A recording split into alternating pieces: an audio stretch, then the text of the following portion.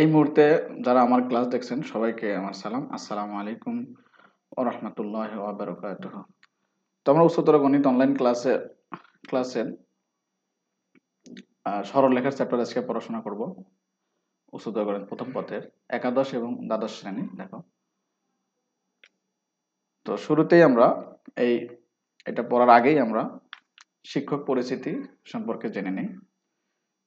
আমি মোহাম্মদ হেলাল উদ্দিন আজাদ, প্রভাষক Bir Uttam Shaheed Samad school and college, Rangpur সেনানিবাস, রংপুর। তো আজকে যা যা পড়বো আমরা সেই বিষয়ে দেখো। আজকের পড়াশোনার বিষয় অধ্যায় ৩ সরলরেখা, উচ্চতর গণিত প্রথম পত্র প্রথম পেজে আমরা লিখেছি অনুশীলনী 3.7 লেকচার 2। 3.7 এর আগে আমরা একটা লেকচার পড়েছি, এটা 2 নাম্বার লেকচার। তো 2 নাম্বার লেকচারে যা থাকছে সূত্র ব্যাখ্যা পার্ট 2 বোঝার চেষ্টা করো। এখানে কিন্তু সূত্র ও ব্যাখ্যা পার্ট 1এও ছিল। সূত্র ও ব্যাখ্যা দুইটা লেকচার মোট আজকে লেকচার দিয়ে, এবং কিছু প্রশ্ন সমাধান করব।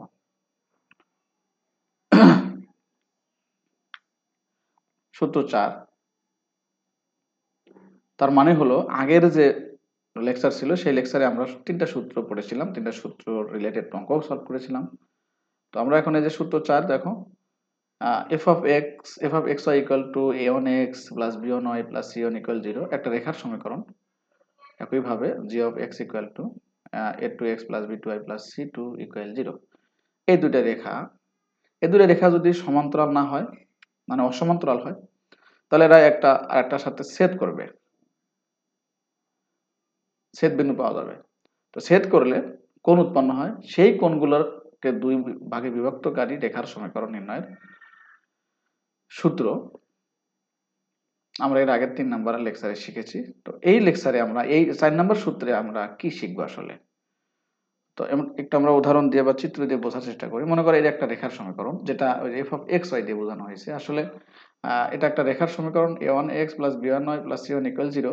এটাই লিখলেই চলতো, কিন্তু এফ অফ এক্স ওয়াই দিয়েছি কারণ সূত্রের মধ্যে এটার একটা ব্যবহার আছে, তাই এটা একটা রেখা ধরলাম। সেই রেখাটা হলো a1x plus b1y plus c1 equal 0, প্রথম রেখাটা। আরেকটা রেখা ধরলাম এরকম,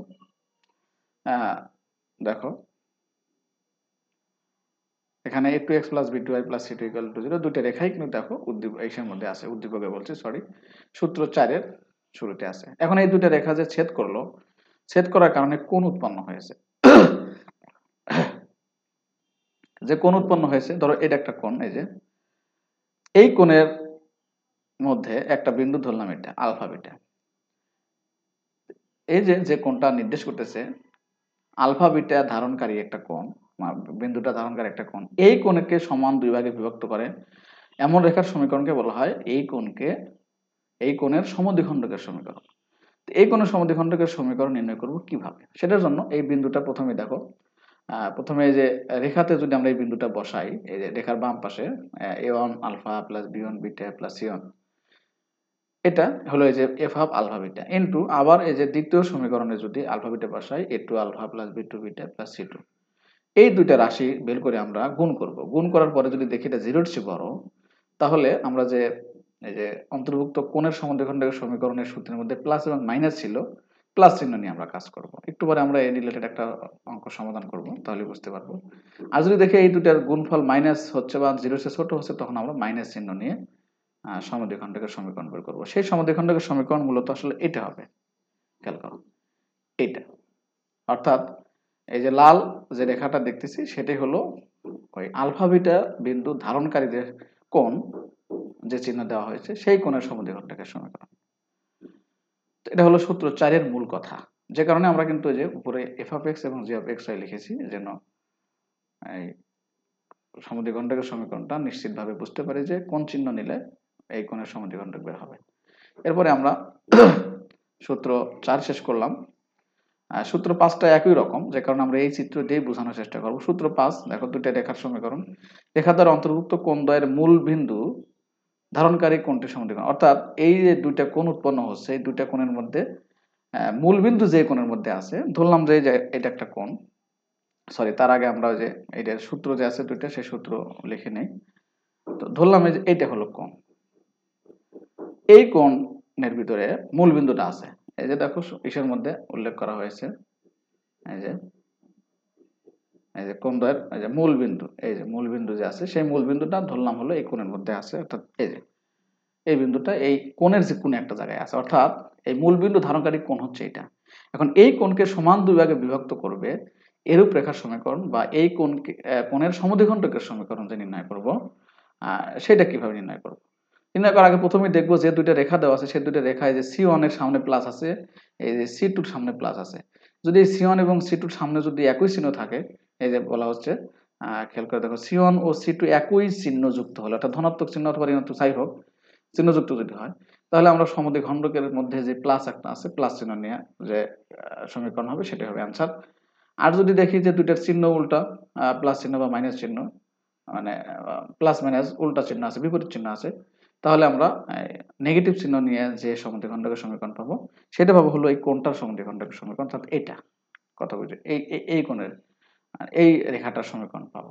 এটা হলো এই সূত্রের মূল উদ্দেশ্য, মূল বিষয় বোঝানো হয়েছে। আমরা একটা প্রশ্ন সমাধান করি, যে প্রশ্নটা খেয়াল করে দেখো, যে প্রশ্নটা তোমাদের বইয়ে উদাহরণ 3 সমাধান করা আছে, কিন্তু তারপরে আমি এই সূত্রের সাথে অ্যাডজাস্ট করে দেওয়ার জন্য এটা আলোচনা করছি।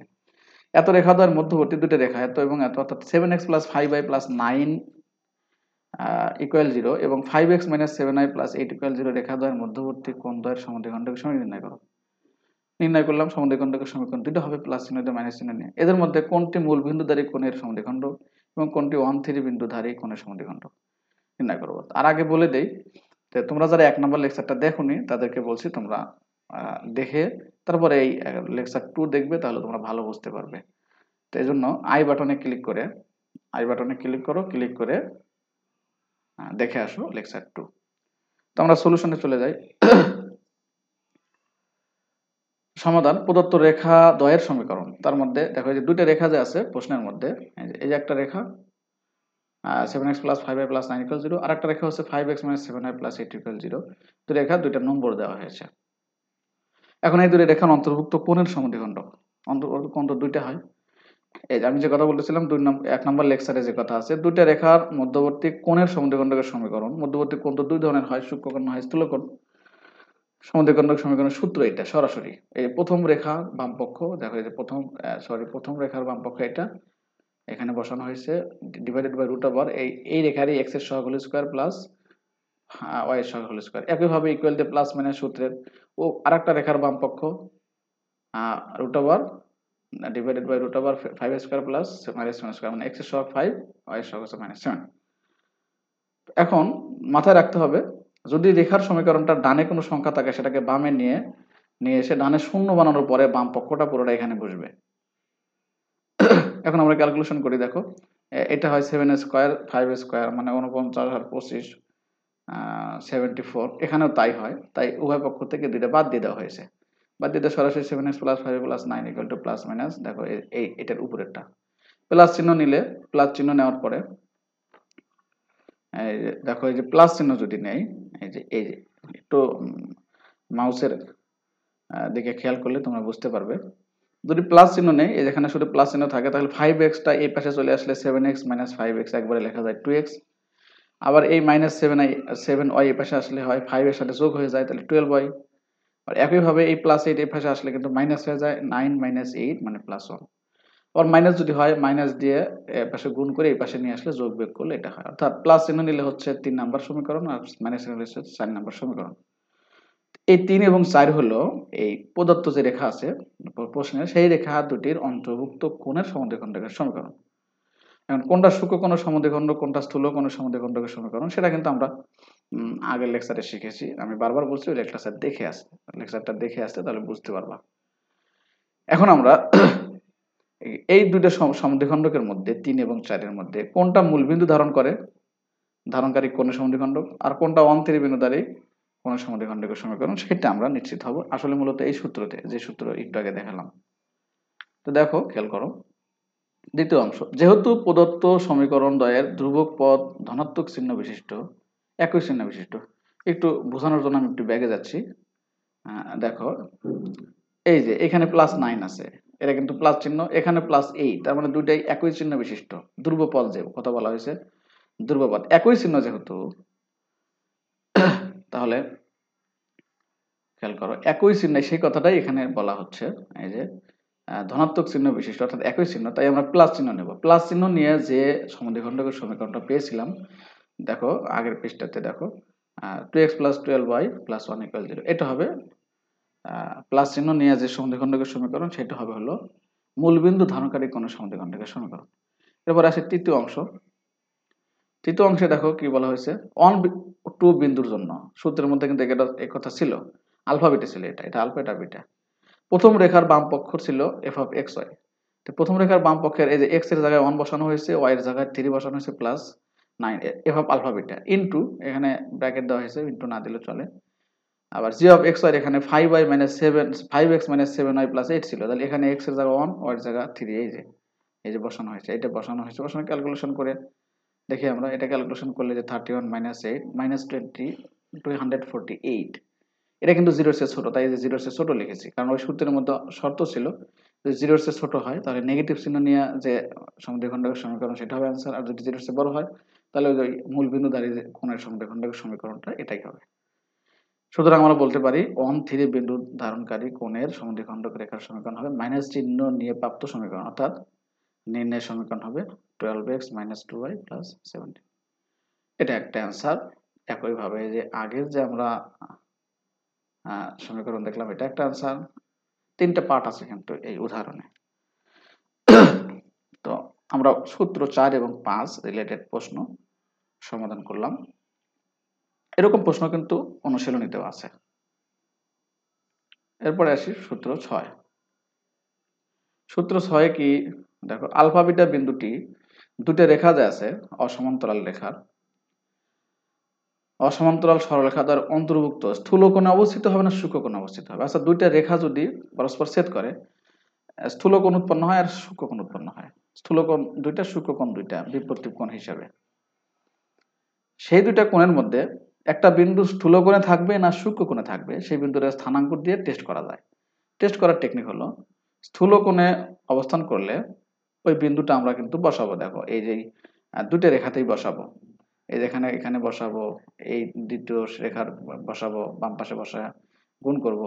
তারপর তার সাথে a1 a2 + b1 b2, a1 a2 মানে হলো প্রথম রেখার x এর সহগ, দ্বিতীয় রেখার x এর সহগ হচ্ছে a2 into plus b1 b2 মানে প্রথম রেখার y এর সহগ, দ্বিতীয় রেখার y এর সহগ। গুণ করে যদি দেখি তিনটা রাশির গুণফল যদি 0 এর চেয়ে বড় হয়, তাহলে বুঝে নেব ওই যে বিন্দুটা বসানোর কারণে 0 এর চেয়ে বড় হলো, সেই বিন্দুটা হলো স্থূল কোণে অবস্থিত। আর যদি দেখি যে 0 এর চেয়ে ছোট হলো, তাহলে সেটা হবে সূক্ষ্ম কোণে অবস্থিত। একটা প্রশ্ন সমাধান করি। দেখা যায় এত বিন্দুটি এত রেখার অন্তর্ভুক্ত স্থূল কোণে অবস্থিত। এই দুইটা রেখা ছেদ করবে, অসমান্তরাল রেখা যেহেতু। আর অসমান্তরাল রেখা কেন, সেটা কিন্তু আমরা লেকচার 1 এ আলোচনা করেছি। তো কি করব, ওই বিন্দুটার ওই দুই রেখার দুই পাশে বসাবো। তার আগে দেখো আমরা সমাধানের অংশ লিখতেছি। প্রদত্ত রেখার দ্বয়ের সমীকরণ একটা এটা। এই রেখার সাথে যদি আমরা তুলনা করি, খেয়াল করো এই রেখাতে x এর সহগ কিন্তু 4, তাহলে ওই সূত্র অনুসারে a1 হলো 4, b1 হচ্ছে -4, c1 কিন্তু 3। দেখো এই যে লিখলাম a1 = 4, b1 = -4, c1 = 3। একইভাবে আরেকটা রেখা, দুইটা রেখার কথা যেটা বলা হয়েছে, দুইটা রেখায় আছে এখানে। তাহলে এখানে x এর সহগ 1, তাহলে a2 হচ্ছে 1, b2 হচ্ছে 7, y এর সহগ c2 হচ্ছে 2। এটা কিন্তু তোমরা বুঝতে পারবা এটা নির্ণয় করলাম কি করে। এই যে x এর সহগ 1, তাই a1 a2, x এর সহগ হচ্ছে a, যে প্রথম সমীকরণের জন্য a1, দ্বিতীয় সমীকরণের জন্য a2। এখন আমরা ওই রাশিটার মান চেক করে দেখব। পরবর্তী পেজে যাই। দেখো এখন এই যে রাশি বাম পাশে কিন্তু প্রথম বন্ধনী আছে, এই যে এইখানে কিন্তু প্রথম বন্ধনী আছে, প্রথম বন্ধনীটা দেখা যাচ্ছে না, তোমরা তুলে নিবে। এখন এই রাশির মানটা বের করব,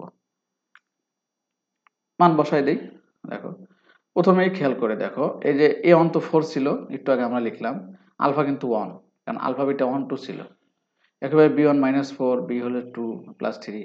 একইভাবে পুরো জায়গায় মানগুলো বসানো হলে, একটু আগে যে মানগুলো আমরা লিখলাম, মানগুলো বসানোর পরে ক্যালকুলেশন করলে যেমন এই যে রাশিটা আসে, এই 4 × 4 মানে 4, এই যে 4 × 4 হচ্ছে 4, 4 × 8 + 3। একইভাবে বাকি অংশ 1 + 14 + 2 4 - 28।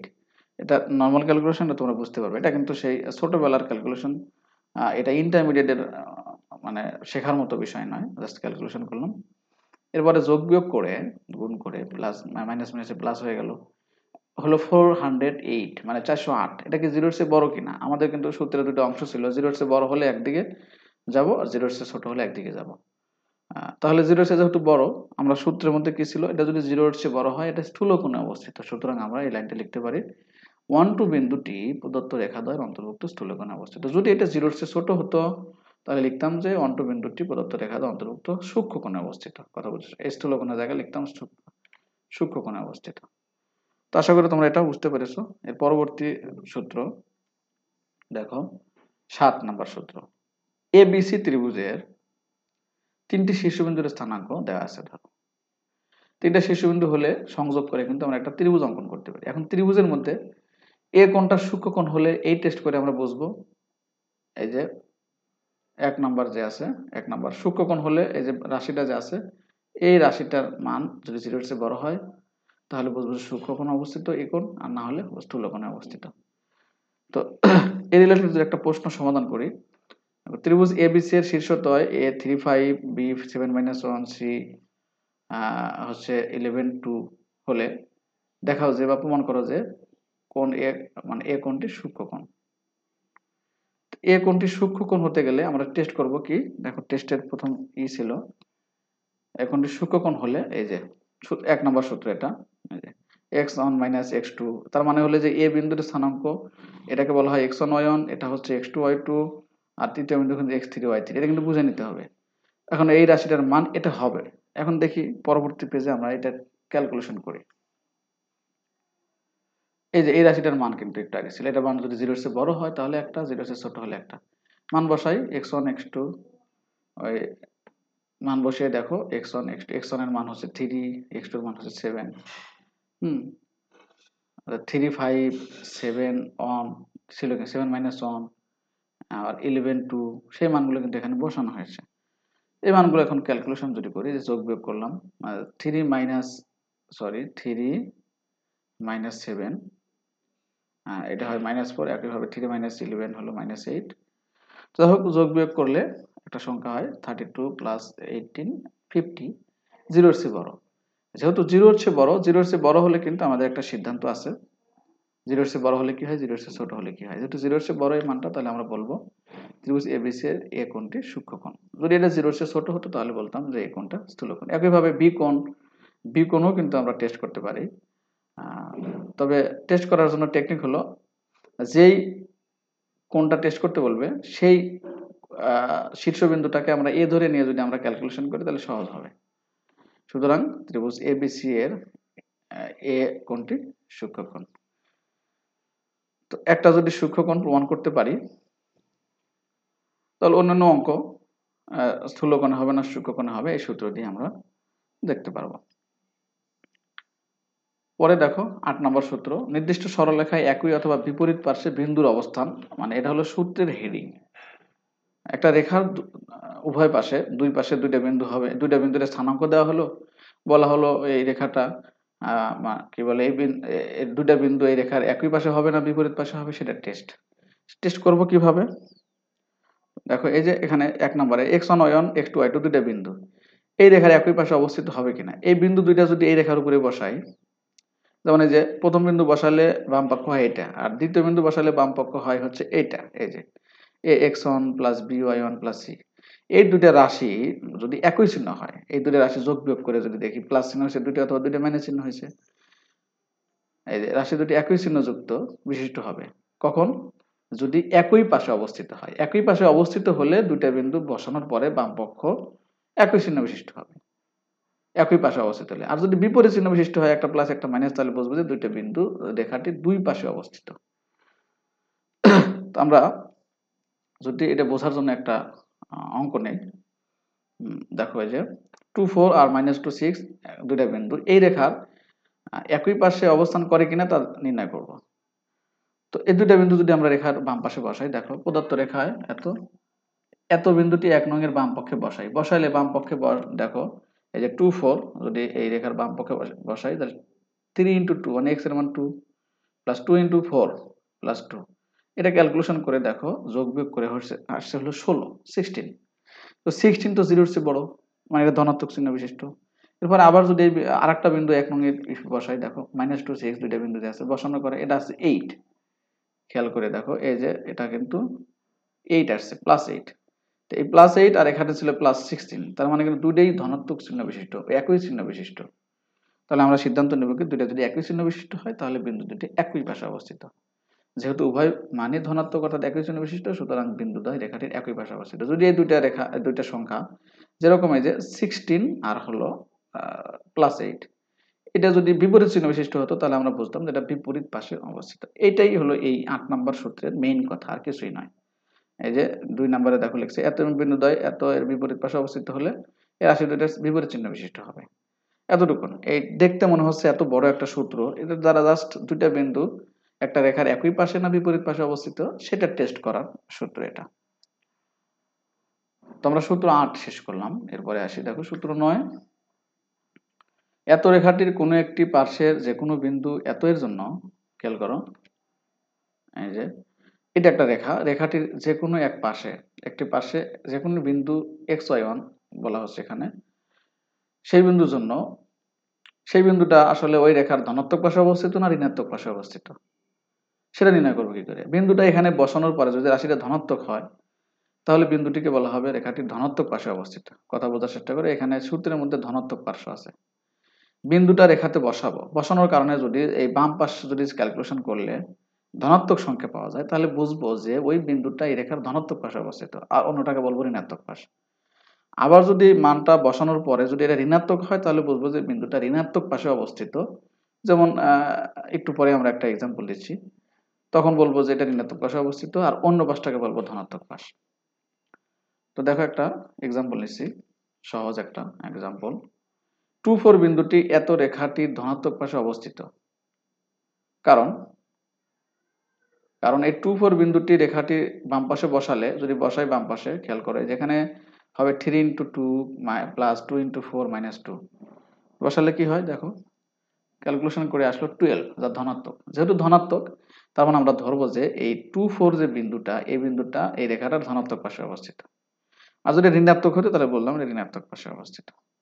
তাহলে একটা বিন্দুর সাপেক্ষে একটা রেখার পার্শ্ব ধনাত্মক পার্শ্ব না ঋণাত্মক পার্শ্ব সেটা টেস্ট করবো হলো, বিন্দুটা বসানোর পরে ধনাত্মক হলে তাহলে বুঝবো যে এই বিন্দুটা যে পাশে আছে সেই পাশটাকে বলা হয় ধনাত্মক পাশ, উল্টা পাশটা ঋণাত্মক পাশ।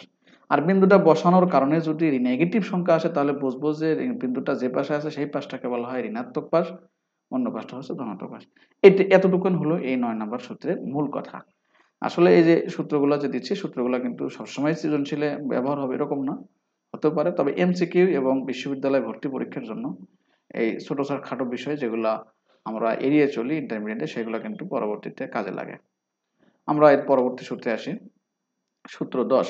এবিসি ত্রিভুজের 3টি শীর্ষবিন্দুর স্থানাঙ্ক দেওয়া আছে, দেখো এই যে এবিসি ত্রিভুজের 3টি শীর্ষবিন্দুর স্থানাঙ্ক এত হলে ত্রিভুজটির অন্তকেন্দ্রের স্থানাঙ্ক নির্ণয় করার সহজ সূত্র হচ্ছে এটা। এই যে a x1 plus b x2 plus c x3 by a plus b plus c, একইভাবে a y1 plus b y2 plus c y3 divided by a plus b plus c। এই যে অন্তকেন্দ্রের স্থানাঙ্ক বের করা যাবে কিভাবে, সংক্ষেপ সূত্র দিয়ে। তো অন্তকেন্দ্র সম্পর্কে আগে ধারণা থাকা দরকার, অন্তকেন্দ্র কি আসলে ত্রিভুজের।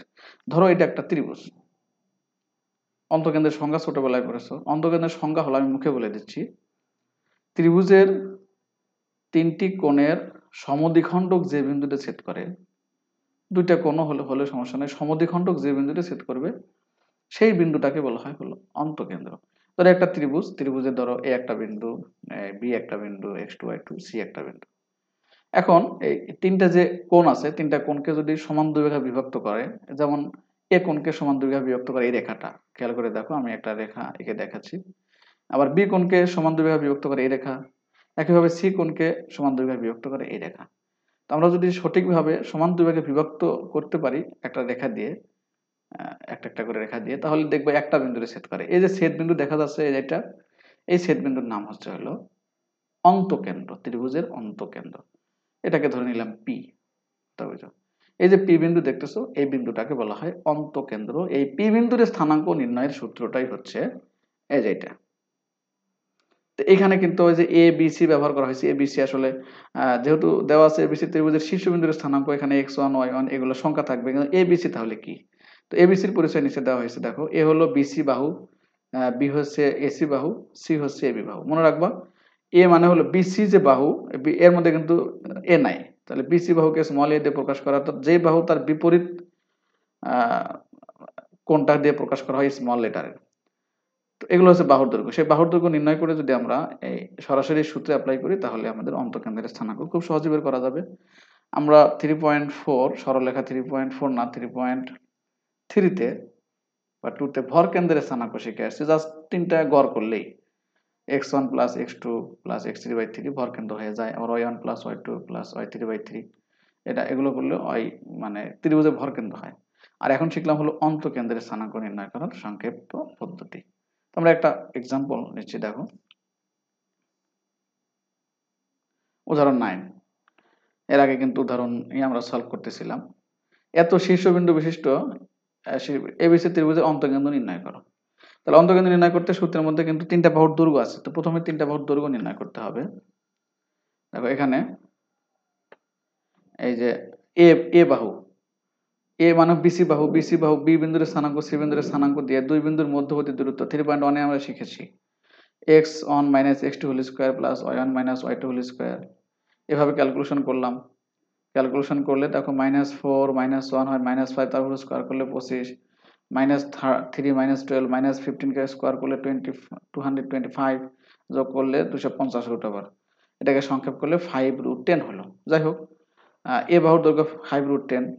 একইভাবে এই যে বি বাহু হলো এসি, এ বিন্দুর স্থানাঙ্ক সি বিন্দুর স্থানাঙ্ক, এ বিন্দুর স্থানাঙ্কে দেখো 50 আছে, 5 - 1, সি বিন্দুতে কিন্তু x এর মান 1, তাহলে x1 - x2 whole square plus y1 - y2 whole square. y1 হলো এ বিন্দুর y এর মান, আবার বি বিন্দুর y এর মান হচ্ছে 12।